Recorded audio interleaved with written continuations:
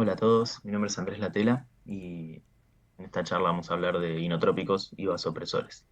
Son drogas súper importantes para lo que es el sostén hemodinámico de nuestros pacientes, que van a venir con algún trastorno inicial, que puede ser una hemorragia, una sepsis, una falla cardíaca, que va a desencadenar el shock. Este, Va a llevar a una disminución de la perfusión, que primero va a intentar compensarse y probablemente luego, si no podemos resolverlo, va a descompensarse. Esta disminución de la perfusión, que la podemos definir como una disminución del delivery tisular de oxígeno, o sea, de la llegada de oxígeno a los tejidos, que a su vez va a depender de la cantidad de oxígeno que tenga la sangre, o sea, el contenido arterial de oxígeno, que como buen delivery, si los llevamos a repartidores de pizza, esto sería como que tenemos cantidad de repartidores, o sea, cuánta hemoglobina tenemos, y cuántas pizzas lleva cada repartidor, que es la saturación de oxígeno. Eso es lo que primordialmente va a determinar el contenido arterial de oxígeno. Y a su vez el flujo de estos repartidores, que viene a ser el volumen minuto cardíaco, y va a depender del volumen sistólico, precarga, carga, contractilidad, y cuántas veces late ese corazón, que va a ser la frecuencia cardíaca. Entonces, ¿de esto qué es lo que nos importa? Bueno, la tensión arterial, que va a estar determinada por este gasto cardíaco, volumen minuto, por la resistencia vascular periférica. ¿Y por qué nos importa la tensión arterial? Porque es lo que nos va a definir cuánto perfunden los órganos. Entonces, sabemos que el corazón se perfunde en la diástole, entonces la tensión arterial diastólica nos va a determinar su perfusión, y el resto de los órganos depende de la tensión arterial media para definir su perfusión. Entonces, la TAM me va a determinar cuánto perfunde el cerebro, cuánto perfunde el resto de los órganos. Entonces, ¿va a ser importante manejar una buena TA? Sí, y para ello sabemos que vamos a tener que priorizar el gasto cardíaco y la resistencia vascular periférica. Entonces, sabemos que hay enfermedades donde la resistencia vascular periférica disminuye, como es el shock séptico, por ejemplo, en el cual, a pesar de tener un gasto cardíaco incluso aumentado, yo tengo la tensión arterial que disminuye y baja la perfusión y el shock y demás. Entonces ahí yo puedo usar drogas que aumenten esas resistencias, que son los vasopresores, para poder mejorar la tensión arterial a expensas de que estoy manteniendo el gasto cardíaco. Otros casos, sabemos que tenemos alteraciones en lo que es el volumen sistólico, y a partir de eso baja el gasto cardíaco. Digamos que el volumen sistólico, precarga, contractilidad y poscarga son las tres cosas que me lo van a ir a determinar. Y empezamos con la precarga. Sabemos que el corazón es una bomba, y una bomba tiene que tener algo que bombear, y si no tenemos sangre, no tenemos líquido, esa bomba funciona en falso, no tiene que bombear, obviamente no tenemos volumen sistólico. Además sabemos que por ley de Frank Starling, a mejor precarga, mejor, eh, mejor contractilidad, más fuerza de contracción, más efectivo es ese corazón, hasta cierto punto en el que ya empieza a disminuir, como ya sabemos, de fisio. ¿Qué es importante esto? De enfermedades como es la hemorragia, la deshidratación de distintas causas, donde la precarga disminuye, y como disminuye la precarga, nosotros vamos a tener que ir a trabajar sobre eso para devolver el volumen sistólico a nuestros pacientes, y sobre todo lo que vamos a hacer son fluidos. Eh, por otro lado, tenemos otros casos donde lo que disminuye es la contractilidad cardíaca, como la falla cardíaca, o en pacientes que tengan ya algo de daño miocárdico y ahora estén enfrentando un estrés y no les alcanza, como puede ser un shock séptico en un paciente que recibió quimioterapia que afectó la funcionalidad cardíaca, por ejemplo. Entonces ahí nosotros vamos a usar inotrópicos, que son inotrópicos positivos, o sea que aumentan la contractilidad para devolverle fuerza al corazón y mejorar ese volumen. Y por otro lado tenemos la poscarga, que sabemos que influye de forma negativa en el volumen sistólico, a mayor poscarga, menor volumen sistólico, porque es la fuerza que tendrá que hacer el corazón para poder eyectar la sangre. Entonces sabemos que hay causas de poscarga que con drogas no las vamos a eliminar, como puede ser un taponamiento o una motoras de tensión, pero hay otras que sí, como es el aumento de la resistencia vascular periférica, por ejemplo, con falla cardíaca, que compensa vasocontrayéndose para perfundir el cerebro, le está haciendo peor a su corazón, ya que tiene que hacer más fuerza, un corazón que ya no está sano. Entonces ahí vamos a usar vasodilatadores, que nos van a permitir relajar, aliviar un poco el esfuerzo que tenga que hacer ese corazón para poder eyectar bien la sangre, y eso va a mejorar el volumen sistólico, aunque vamos a ver qué pasa con la resistencia vascular periférica y la TEA. Y por último tenemos la frecuencia cardíaca, que sobre la frecuencia cardíaca en general no vamos a actuar tanto, salvo que haya una arritmia, recordemos las arritmias, hacen que se pierda, por ejemplo, la patada auricular, entonces eso funciona como si tuviésemos menos precarga, y a veces lo que hacen es hacer que el corazón no lata bien simplemente por la arritmia, y eso nos lleva a una caída del volumen sistólico y del gasto cardíaco. Y hay otras arritmias, como pueden ser los bloqueos, por ejemplo, que también nos van a bajar el gasto cardíaco, y si, por ejemplo, tenemos un bloqueo fijo, o un bloqueo de tercer grado, nos puede llevar incluso al shock cardiogénico. Entonces ahí, como drogas, lo que más vamos a utilizar van a ser los antiarrítmicos para tratar de volver al ritmo sinusal y con eso mejorar el gasto cardíaco. ¿Eh? Esto es básicamente un resumen muy simplificado de cómo funciona la cosa. Vamos ahora a un poco a un nivel más celular, un poco lo que pasa en el corazón y en los vasos, antes de hablar de las drogas en particular. Esto es una célula miocárdica, una célula muscular cardíaca, un esquema que está en el Goodman y que lo pueden buscar de ahí también, donde vemos básicamente cómo es la fisiología de la contracción, ¿no? Tenemos, por un lado, los canales de calcio de tipo L, que es a partir de los cuales, cuando se despolariza la célula, entra el calcio, este activa los receptores de rianodina, hace que salga el calcio del retículo sarcoplásmico. Este calcio aumenta esta concentración intracelular de calcio que va hacia los miofilamentos, según la troponina se contrae, luego se desacopla de los miofilamentos y por un lado vuelve al retículo sarcoplásmico por la bomba cerca 2 y por otro lado va hacia el extracelular a través del intercambiador de sodio y de la bomba calcio ATPasa. El intercambiador de sodio que a su vez depende de la bomba sodio-potasio ATPasa para que tenga gradiente el sodio justamente para hacer el intercambio. ¿Cómo se regulan todos estos mecanismos? Bueno, por un lado tenemos una regulación que depende de la fosfoquinasa dependiente de AMP cíclico, o sea que va a depender de la concentración de AMP cíclico justamente, y a partir de ahí vamos a tener drogas que aumenten la producción y drogas que disminuyan la degradación del AMP cíclico. Por un lado tenemos las catecolaminas y el receptor beta adrenérgico, que a nivel de este receptor acoplado a proteína GS estimula la adeninato ciclasa, aumenta el AMP cíclico a partir de ATP, o sea que consume oxígeno, gasta energía para producir AMP cíclico ahora charlamos qué hace la APK para mejorar la contractilidad. Y por otro lado tenemos los inhibidores fosfodiesterasa, la milrinona, de la que vamos a hablar más adelante, que lo que hace es disminuir la degradación del AMP cíclico y con ello estimulamos la PKA.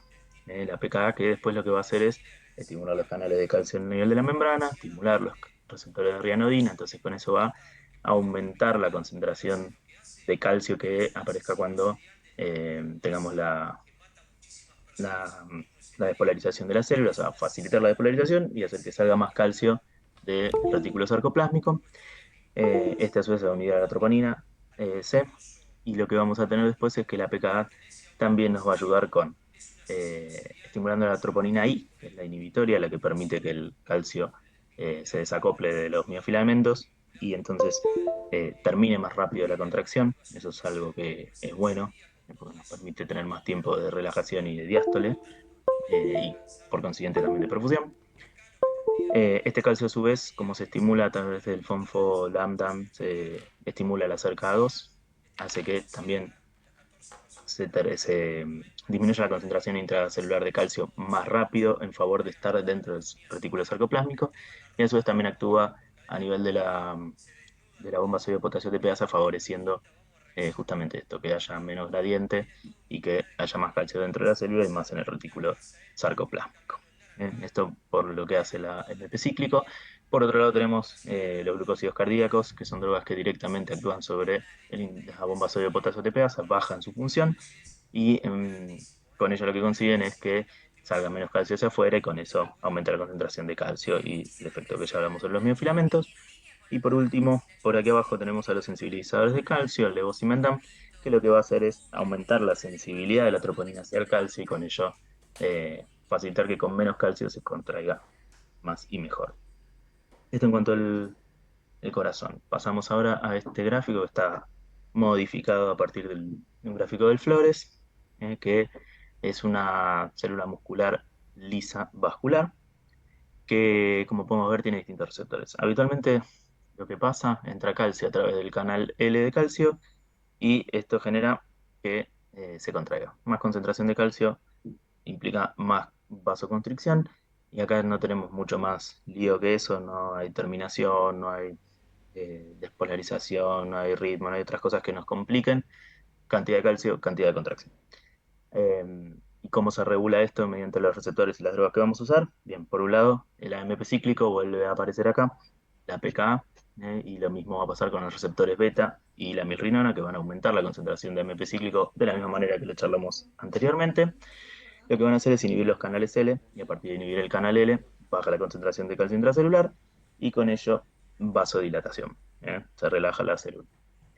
Por otro lado, en la otra punta hacia la derecha de la pantalla tenemos los receptores alfa-adrenérgicos que están asociados a proteína GQ, y por fosfolipasa C lo que va a hacer es aumentar el inositol trifosfato y el diacilglicerol, estimula la proteína quinasa C, y eso va a llevar aumento del calcio intracelular, tanto por acción sobre el retículo, tanto por la acción de la PKC.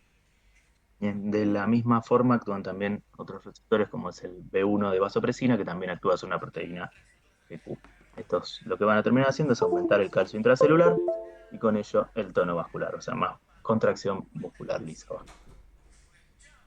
Bien, este cuadrito, que les pido disculpas porque está en inglés, pero creo que se va a entender bien igual, lo que nos muestra es que un poco algo que ya vamos a ir infiriendo respecto a lo que charlamos recién, que los mismos receptores están tanto en los vasos como en el corazón y tienen acciones diferentes. Entonces vamos a tener drogas que al actuar en los dos receptores van a tener efectos sobre la vasculatura y efectos sobre el corazón, y van a tener efectos distintos según cómo se combinen los receptores. Entonces vamos a tener drogas que vasocontraigan y sean iniotrópicas, como la adrenalina, la noradrenalina, que son inoconstrictores si se quiere, drogas que vasodilaten y sean inotrópicos, como la milrinona que nombramos recién, que van a ser inodilatadores, drogas que no tengan efecto inotrópico y que suban, y que aumenten y que vasocontraigan, y eso van a ser, por ejemplo, la vasopresina, que van a ser vasopresores puros. Bien, con esto entonces seguimos con la primera parte de la clase, que son los inotrópicos, o sea, drogas que aumentan la contractilidad cardíaca. Tenemos distintos grupos. Aquí los más importantes: los digitales, la dioxina, los simpaticomiméticos, los inhibidores de fosfoliesterasa 3 y los sensibilizadores al calcio. Empezamos con los simpaticomiméticos, que son quizás los más difundidos, los más usados. Dentro de ellos repasamos nuevamente dónde tenemos cada receptor. En el corazón tenemos receptores principalmente beta 1, y, como dijimos, van a tener efecto inotrópico que ya explicamos, van a tener efecto cronotrópico positivo, se aumentan la frecuencia cardíaca, efecto dromotrópico positivo, que se aumentan la excitabilidad cardíaca, y batmotrópico positivo, que es aumento de la conducción cardíaca. Esto implica dos cosas. Una, la contractilidad. Dijimos que este aumento del efecto inotrópico dependía de gasto de ATP y aumento del consumo de oxígeno, y que tengamos mayor frecuencia cardíaca, mayor excitabilidad y mayor conducción nos favorece que haya arritmias cardíacas. Por otro lado, a nivel de la vasculatura periférica, dijimos que los beta 2 vasodilatan y los alfa vasocontraen, ya lo explicamos anteriormente, y los receptores de dopamina, D1 y D2, producen vasodilatación, tanto esplécnica como renal. Dicho esto, empezamos con las drogas. La primera, y por ahí una de las que se considera inotrópico patrón en algunos de los casos, es la dobutamina. La dobutamina es un simpático mimético que va a tener acción sobre los tres receptores, beta, beta 1, beta 2 y alfa. A nivel de los beta 1, tenemos que va a generar el efecto inotrópico, y a nivel de los beta 2 la vasodilatación, y los alfa va a producir vasoconstricción. ¿Qué pasa? La dobutamina viene en una mezcla de dos enantiómetros, una mezcla racémica, enantiómero L, enantiómero S. Los dos enantiómeros son agonistas de los receptores beta, pero lo que son respecto al efecto alfa, uno de los enantiómeros es un agonista y el otro tiene muy poquito efecto, es prácticamente un antagonista del receptor alfa. Entonces, ¿qué pasa? El efecto alfa prácticamente se elimina. Entonces, por un lado vasocontrae muy poquito, pero por otro lado tenemos el efecto beta, que vasodilata, y el efecto beta 1, que es inotrópico. ¿Qué pasa entonces? El efecto inotrópico se mantiene, el efecto alfa a medias contra el beta 2 termina ganando el efecto beta 2 y genera vasodilatación. Por lo tanto, tenemos un inodilatador. aumenta la contractilidad y baja la resistencia vascular periférica, como podemos ver acá en sus efectos hemodinámicos. Va a aumentar el gasto cardíaco y esto va a ser porque aumenta el volumen sistólico por aumento de la contractilidad. Y además disminuye la poscarga y la resistencia vascular periférica y con ello mejora aún más el volumen sistólico. ¿Qué pasa con la TA? La TA va a depender un poco de la resistencia, de la resistencia vascular periférica con la que empecemos y de qué tan mal esté el volumen sistólico. Entonces puede aumentar si no hubo tanto cambio en la resistencia vascular periférica, no estábamos tan vasocontraídos y aumentamos mucho el volumen minuto, entonces puede aumentar la TA. Puede disminuir si se vasodilata más de lo que aumente el volumen minuto y se nos llega a compensar, o se puede mantener. Esto es bastante variable. Y lo que tiene la dobutamina con respecto a otras drogas simpático-miméticas, como por ejemplo la dopamina, es que tienen menos efecto cronotrópico, aumentan menos la frecuencia cardíaca, no se sabe muy bien por qué, pero lo hacen menos que la adrenalina y el resto de las drogas. Bien, ¿cómo se administra? Por vía endovenosa, en infusión continua, como todas las catecolaminas tienen drogas de media corta, en 2 minutos, y esto va a pasar para todos, lo mismo que su eliminación, que va a ser a través del metabolismo por la MAO y la COMT, y excreción renal, va a ser igual para todos, así que no lo voy a repetir más. Sí, entonces que es por infusión continua y la podemos usar por vía periférica tranquilamente porque al vasodilatar no tenemos riesgo de que haya extravasaciones. Eh, en cuanto a los efectos adversos que puede producir, lo más importante, la hipotensión, lo que decíamos de la caída de la resistencia vascular periférica, y dijimos, consumo de oxígeno, puede producir isquemia cardíaca por justamente este aumento del consumo de oxígeno, perdón, y el mayor riesgo de arritmias cardíacas. Eh, en cuanto a los usos, insuficiencia cardíaca grave, con disminución de volumen minuto y presiones de llenado altas. Y lo otro que es para lo que lo vamos a usar es para el shock, que tenga un volumen minuto bajo, que no responda a fluidos, en combinación con otras drogas, seguramente dependiendo del tipo de shock del que estemos hablando. Para otro que se usa es para las pruebas de estrés. Cuando queremos simular el ejercicio para hacer un ecocardio con estrés o una resonancia o algún otro tipo de estudio. Podemos evaluarlo de otra manera. La dobutamina es una droga que se utiliza para ello. Seguimos con la adrenalina, vieja conocida de fármaco 1. Acá vamos a apuntar un poco a lo que pasa como inotrópico y vasopresora. Recordamos que dependiendo de la dosis de adrenalina que usamos, el efecto que tenga, ya que es mucho más afín a los receptores beta 1 y beta 2 que a los alfa. Entonces, a dosis altas, vamos a tener este efecto de los dos receptores, beta 1, beta 2 y alfa. Entonces, vamos a tener vasoconstricción periférica de inotropismo positivo. A dosis bajas, menos de 0,1 gamma kilo minuto, el efecto alfa prácticamente no vamos a tener el efecto beta y va a funcionar muy similar a como hablamos recién de la dobutamina con algo de disminución de la resistencia vascular periférica y efecto principalmente inotrópico positivo. Ya cuando usamos dosis alta, entonces es vasoconstrictor, inotrópico, va a aumentar la tensión arterial por los dos mecanismos, con ello también el flujo coronario, va a ser también una taquicardizante bastante importante y con ello va a aumentar el volumen minuto de forma bastante importante, teniendo en cuenta también el gasto de oxígeno y el riesgo de arritmias. Decíamos entonces acá, podemos ver el efecto que va cambiando la columna del medio. Adrenalina y epinefrina son sinónimos, epinefrina es más en inglés, y lo van a ver bastante escrito así. La columna del medio, como decía, tenemos tanto la frecuencia cardíaca como la presión sanguínea y por debajo la resistencia. Como podemos ver, en dosis bajas la cardíaca aumenta enseguida, la resistencia primero baja, con ello aumenta la presión diferencial y como tenemos efecto inotrópico aumenta un poco la sistólica y disminuye la diastólica por este aumento, por esta disminución de la resistencia. Y cuando vemos que pasa acá el final del gráfico, empezamos a aumentar las dosis y ahí aumenta la resistencia vascular periférica, aumenta la diastólica y empieza a caer la sistólica porque tenemos menos volumen minuto, menos volumen sistólico porque aumentamos la poscarga. Bien, eso es lo que se llama efecto Dale adrenérgico. La adrenalina es una droga que se usa para muchas cosas. En el paro cardíaco, para la reanimación cardiopulmonar avanzada, es una de las drogas de primera línea que utilizamos, y en ese caso la vamos a usar por vía endovenosa, ya sea periférica, central, lo que tengamos disponible en ese momento.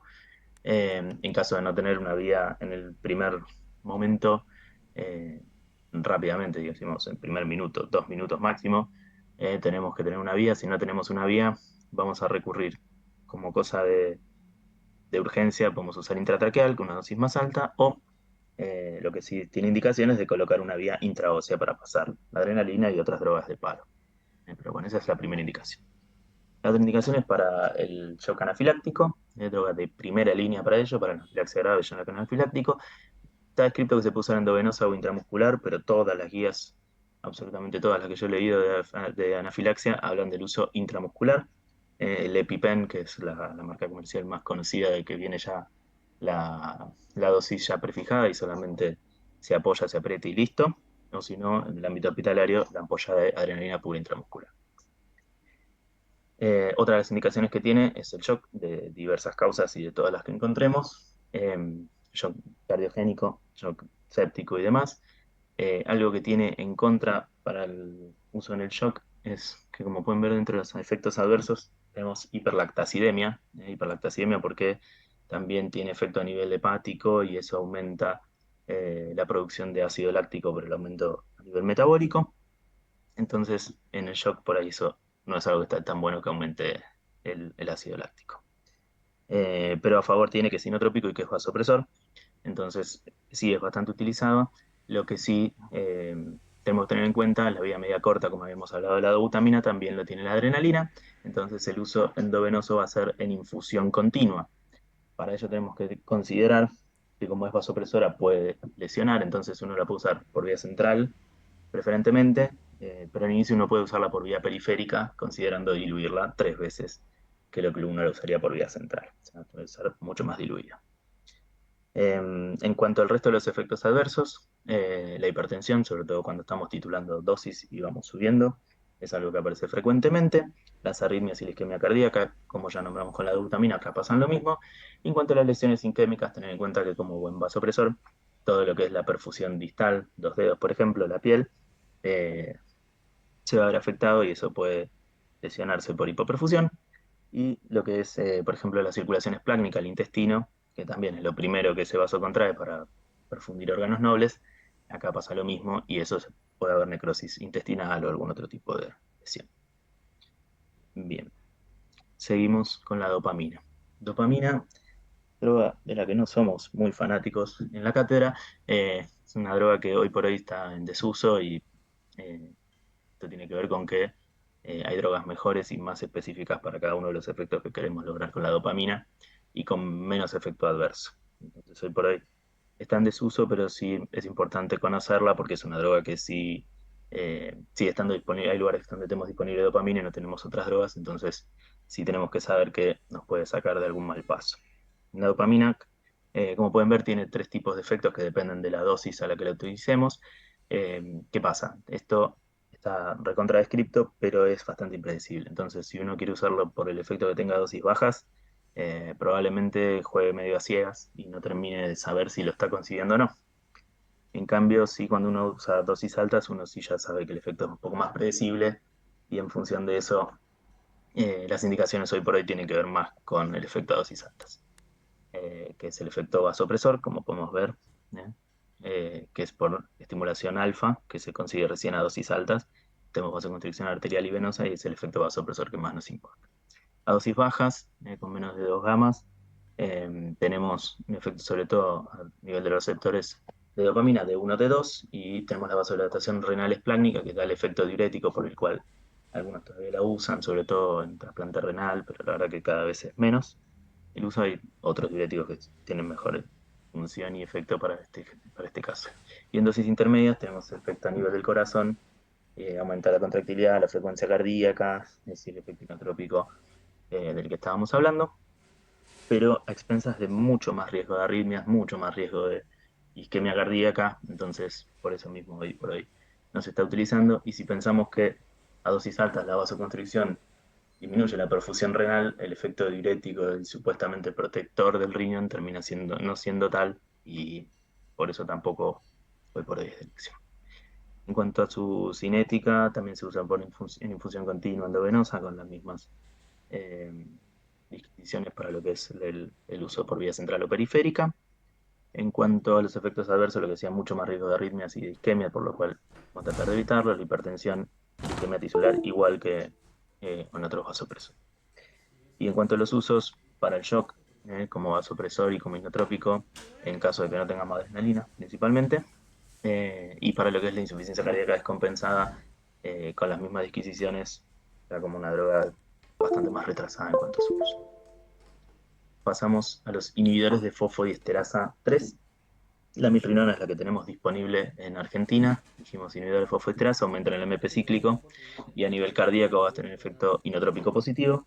Y tiene otro efecto que es muy importante, que es el lucitrópico. Aumenta la relajación, mejora la relajación cardíaca. Como mejora la relajación cardíaca, mejora la diástole y mejora la perfusión miocárdica, lo cual es algo muy bueno. A nivel periférico dijimos que era vasodilatador periférico, mejora sobre todo la poscarga. La milrinona se usa por vía endovenosa, se puede usar por periférica o por central, eso es indistinto. Tiene una vida media larga, dijimos que todos los anteriores tienen alrededor de 2 minutos de vida media y acá estamos hablando de alrededor de 1 hora de vida media que se puede duplicar incluso en insuficiencia cardíaca grave. Esto quiere decir que el efecto va a tardar en empezar y va a tardar en terminarse. Entonces, acá tenemos que tener en cuenta sobre todo de dónde partimos con nuestros pacientes. Si un paciente está hipertenso con insuficiencia cardíaca, probablemente querramos hacer una carga y una infusión como para que el efecto empiece más temprano y, eh, y podamos sacar a nuestro paciente, pero tengamos en cuenta que como es vasodilatador periférico puede hipotensar. A nuestro paciente no le sobra mucha tensión arterial, se puede hipotensar y si yo lo cargo, tengo que pensar que por lo menos 4 horas tengo que esperar hasta que se vaya ese efecto y voy a tener que pelearme con ese paciente, poner algún otro vasopresor y va a estar bastante peleaguda la cosa hasta que pueda sacar ese efecto hipotensor. Entonces a veces se usa directamente la infusión sin carga y se va evaluando la respuesta. En cuanto al resto de efectos adversos, dijimos no aumenta el consumo de oxígeno miocárdico, entonces el riesgo de isquemia ya no aparece, y sí el riesgo de arritmias, al igual que con los catecolaminas, esto puede aparecer. ¿Para qué se usa la milrinona? Se usa para la insuficiencia cardíaca refractaria, por tiempos cortos, como para tratar de, cuando uno puede reacomodar alguna otra cosa y sacar al paciente de la descompensación, y después habría que retirarla rápido porque a largo plazo se aumenta la mortalidad. Eh, y sí, la otra indicación que tiene es para el postquirúrgico de cirugías cardiovasculares para evitar lo que es el síndrome de bajo gasto cardíaco que parece posbomba. Otra droga con la que contamos son los sensibilizadores al calcio, el levosimendan, es el que está en Argentina. Aumenta la sensibilidad de la troponina C al calcio, con ello aumenta la contractilidad sin aumentar el consumo de oxígeno. Y a su vez a nivel periférico lo que hace es abrir canales de potasio ATP dependientes. Con ello lo que logra es vasodilatación arterial y venosa, tanto a nivel sistémico como a nivel miocárdico. Esto ayuda solamente a contractilidad como el aumento de estas vasodilataciones al efecto antiatontamiento miocárdico, por el cual se le usa para en el infarto agudo de miocardio. Eh, Justamente ese es uno de los usos en el shock cardiogénico post-IAM. Después, para lo que es el shock cardiogénico refractario y para insuficiencia cardíaca terminal. Pacientes eh, que, por ejemplo, cardiopatas congénitos o pacientes con alguna miocardiopatía eh, que están, por ejemplo, a la espera de un trasplante cardíaco, uno puede utilizarlo para ello. Tiene la ventaja, como podemos ver, si se dan por vía endovenosa, que tiene una vida media larga. Incluso luego su metabolismo hepático eh, tiene un efecto que puede durar una semana, 10 días más o menos. Entonces permite hacer infusiones regladas y servir entonces, en todo el caso como puente hacia otra terapéutica más definitiva, como puede ser el trasplante cardíaco. En cuanto a los efectos adversos, la hipotensión vuelve a aparecer como algo importante. También la taquicardia con mayor conducción a través del nodo AB es otra de las cosas que puede ocurrir. Y otra cosa importante, como dijimos, actúa sobre canales de potasio, puede producir hipocalemia. Entonces ahí también va a requerir esa vigilancia. Y para terminar con los inotrópicos, vamos a hablar de la digoxina, que es un glucósido digitálico, que proviene de esta florcita que podemos ver acá al costado. Es un inotrópico positivo que además tiene un efecto aumentar el tono vagal, y eso hace que disminuya la respuesta ventricular en la fibrilación auricular y regula también los efectos nocivos a nivel del, eh, los efectos nocivos que puede tener el sistema simpático sobre el corazón. ¿Cómo funciona? Bueno, aquí podemos ver que inhibe la bomba sodio-potasio ATPasa, entonces lo que hace es anular el gradiente o disminuir el gradiente para el intercambio de sodio y calcio, entonces eso hace que aumente el calcio intracelular, sin aumentar el consumo de oxígeno, que esa es la ventaja que tiene y por la cual se puede utilizar de forma más prolongada. ¿Qué produce con ello a nivel electrocardiográfico? Va a disminuir también lo que es la respuesta a nivel del nodo AB, disminuye el automatismo, disminuye la conducción, pero una bradicardia sinusal, incluso bloqueo AB.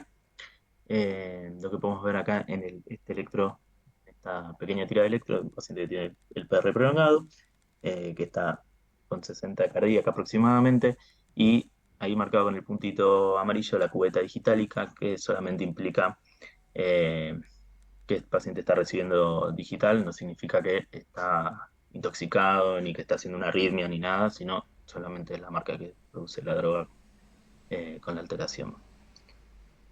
En altas dosis, sí tener en cuenta que aumenta mucho el calcio intracelular, aumenta el tono simpático y eso lleva a predisponer a arritmias, tanto auriculares como ventriculares, y lo otro que también disminuye es el reflejo vagal. En cuanto a su farmacocinética, hoy por hoy se utiliza primordialmente por vía oral, vías endovenosa y intramuscular prácticamente no se usan, tenemos otras drogas mejores para ello.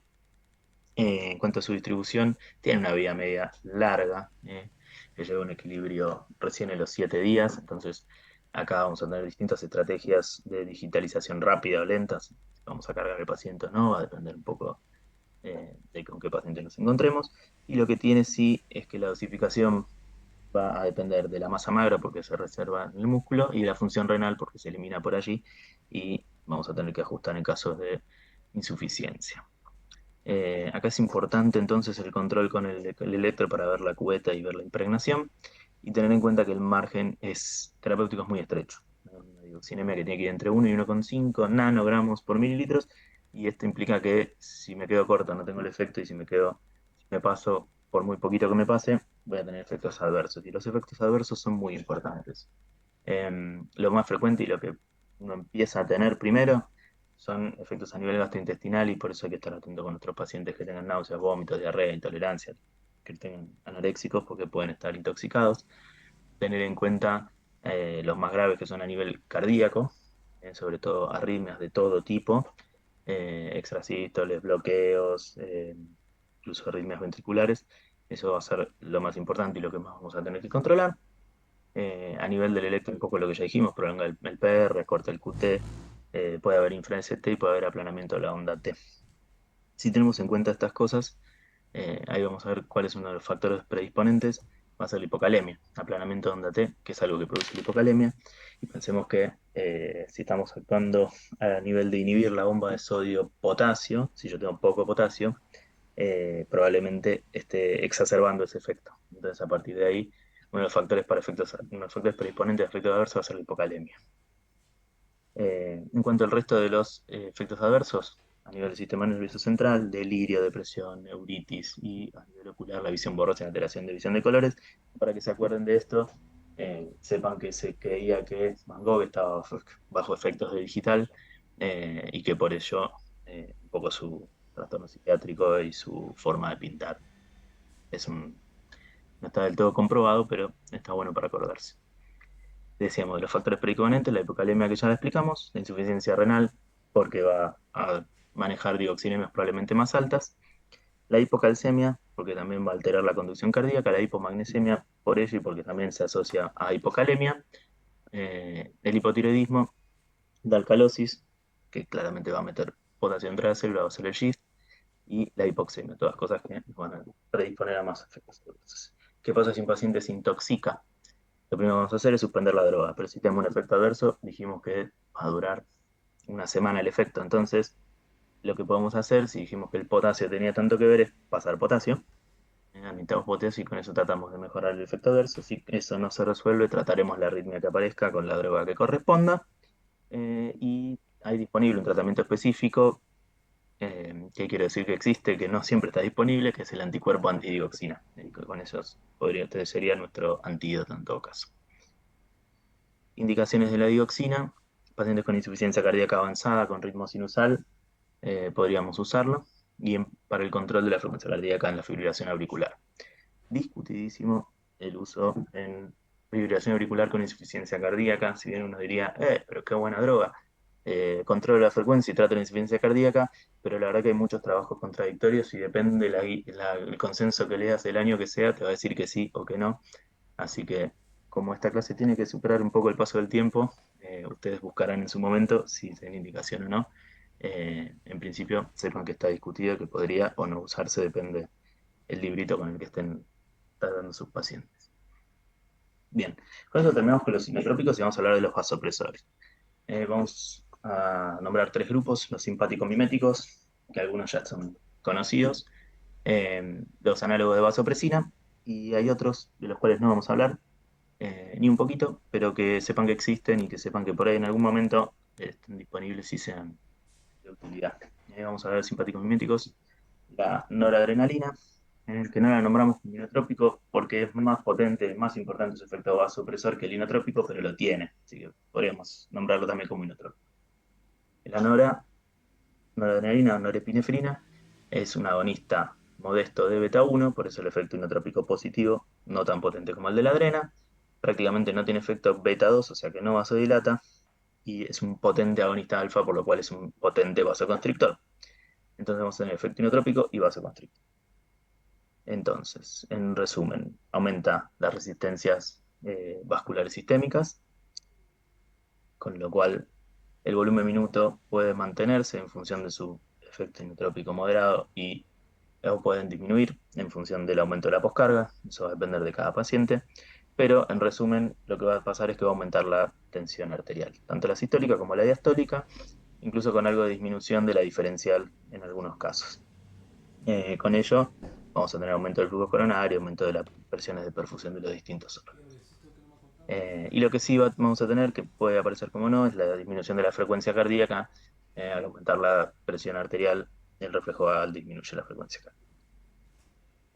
En cuanto a su farmacocinética, se usa endovenosa, vía media corta, al igual que el resto que ya nombramos, y misma forma de eliminación.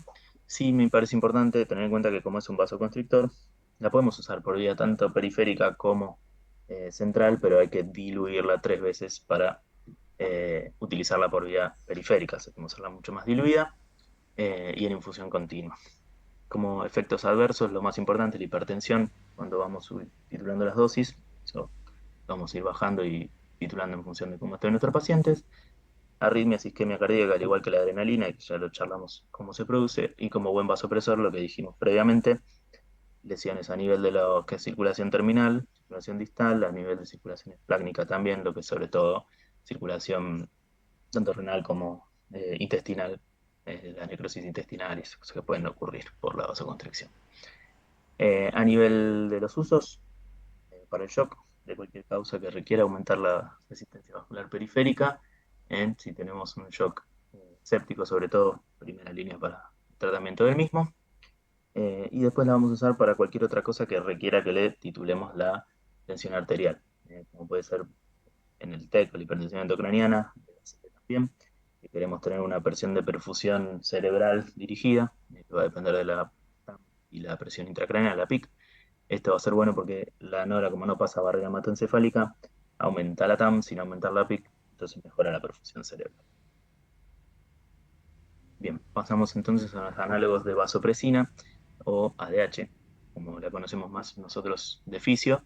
La vasopresina es la droga que nosotros tenemos disponible en Argentina, no hay ni terlipresina ni celepresina, así que vamos a hablar de la vasopresina, que es uno de los vasopresores más importantes que tenemos y más potentes que tenemos.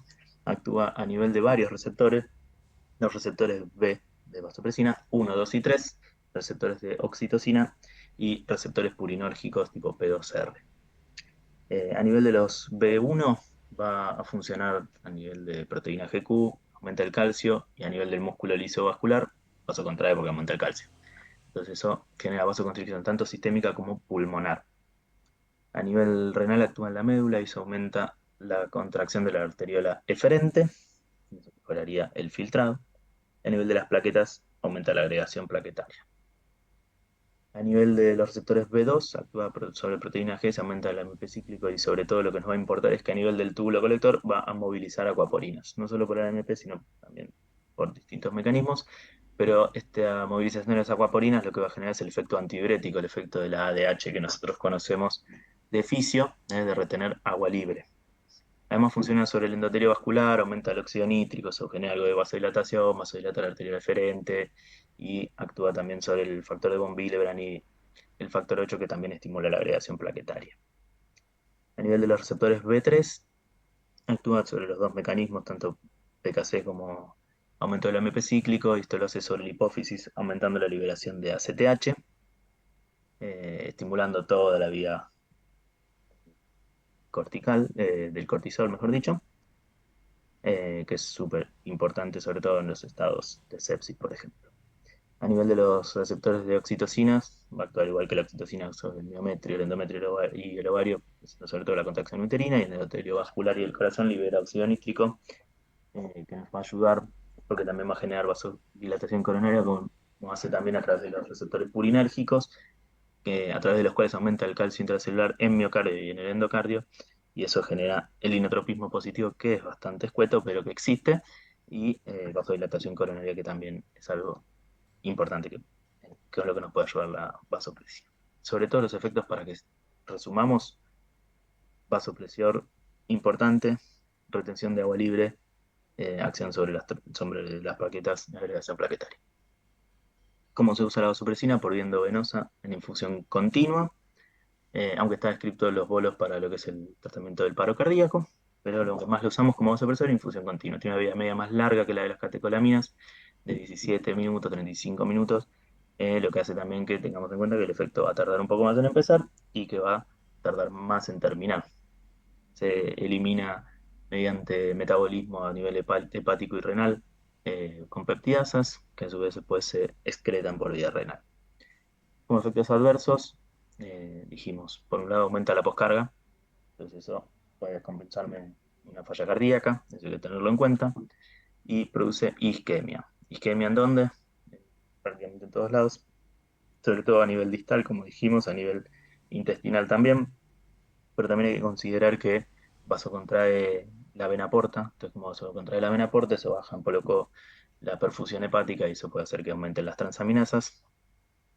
Y después lo que dijimos a nivel renal, la retención de agua libre, que nos puede llevar a una hiponatremia, y como te aumenta la agregación plaquetaria, podemos tener una trombocitopenia. Entonces también son cosas que vamos a ir vigilando el hemograma, vamos a ir vigilando sobre todo el ionograma, la anatremia. ¿Para qué se usan? Sobre todo para el shock distributivo, sobre todo el shock séptico tiene mucha utilidad y está muy estudiado. Por un lado, una de las reacciones primeras que aparecen en el shock séptico es una liberación importante endógena de vasopresina, que se acaba rápido, entonces tiene mucho sentido utilizar vasopresina porque es un poco estimular o mantener ese estímulo que hubiese mantenido la propio organismo si lo hubiese tenido disponible y no se lo hubiese acabado. Entonces, tiene mucha utilidad en ese sentido. Es un vasopresor que actúa distinto de las catecolaminas, que va a ser lo que nuestro paciente ya tiene estimulado. Entonces, para lo que es el shock refractario de las catecolaminas, nos va a venir más que bien. Por eso los receptores alfa van a estar todos ocupados y los B1 no. Entonces, ahí vamos a tener más efecto vasoconstrictor, entonces nos va a servir por ese lado. Además de que también nos ayuda a liberar un poquito de cortisol, que también nos falta en el shock séptico. Entonces, para eso no es primera línea porque es muy caro, pero está bastante cerca. Para el paro cardíaco también está descrito, hay trabajos donde les va bastante parecido que a la adrenalina, pero bueno, sale como 20 veces más caro que la adrenalina, así que eh, queda relegado un poco por eso su uso. Y para lo que es la hemorragia digestiva de tipo varicial, como dijimos, pasa contra la porta, baja un poco la presión portal y con ello puede disminuir el sangrado, pero hay otras drogas que son más inocuas que la vasopresina y se prefieren para el tratamiento de esos sangrados. Para terminar, acá podemos ver un grafiquito en inglés, les pido disculpas por eso, pero bueno, se entiende fácil. En una de las líneas tenemos la acción eh, sobre los vasos, entonces tenemos drogas vasocontraen, cuáles vasodilatan, y después tenemos qué tan potentemente son inotrópicas positivas. Entonces podemos ver la vasopresina prácticamente no tiene efecto inotrópico, es súper vasopresora. La noradrena es casi igualmente vasoconstrictora, lo mismo que la adrena en dosis altas, son todos vasopresores importantes. La nora menos inotrópica positiva que la adrena a dosis altas. Y después vemos que en dosis bajas la adrenalina tiene efecto inotrópico bastante importante y muy poquito efecto vasoconstrictor.